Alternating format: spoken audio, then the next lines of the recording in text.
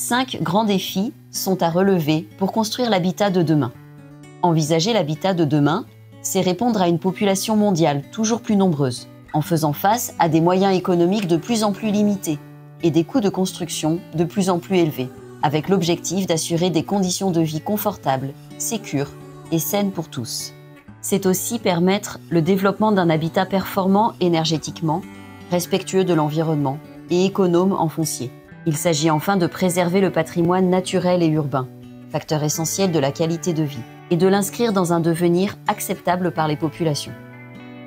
Nous sommes face à la nécessité de modifier notre modèle d'urbanisation des 50 dernières années et de nous intéresser au futur de nos villes et de nos villages. Le parc immobilier se renouvelle au rythme de 1% par an. 80% du parc dans lequel nous vivrons dans 20 ans est déjà construit. Prévoir l'habitat de demain, c'est s'intéresser tout autant aux constructions neuves qu'aux rénovations ou à l'adaptation de bâtiments existants.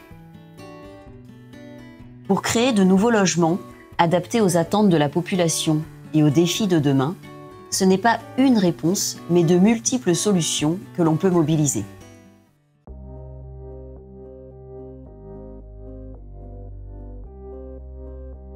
C'est quoi le recyclage urbain? C'est redonner vie à des lieux dans la ville. Avant de construire, privilégier l'existant. Transformer des anciens bureaux en logements, des usines à l'abandon, des centres commerciaux désertés, des habitats obsolètes dégradés et donner une nouvelle vie à des bâtiments, à des matériaux. Alors ça prend du temps bien sûr, ça coûte parfois plus cher que de partir de zéro, mais reconstruire sur l'existant permet de lutter contre l'étalement urbain, de moins consommer d'espace naturel, construire un modèle qui soit à la fois soutenable et durable.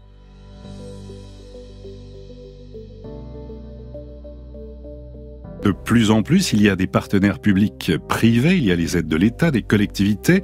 Sur la transformation d'anciens bureaux en logements, le ministère de la Transition écologique s'est donné comme objectif de passer de 350 000 mètres carrés transformés par an, c'est-à-dire l'équivalent de 5 000 logements, à 1,5 million de mètres carrés dans 10 ans, c'est-à-dire transformer 4 fois plus de bureaux en logements à l'horizon d'une décennie. Et puis, il y a aussi des spécialistes de la transformation comme Novaxia et les promoteurs qui s'y mettent progressivement. C'est le cas de Vinci Immobilier qui annonce qu'il s'engage à faire émerger ce modèle en privilégiant les opérations de recyclage urbain.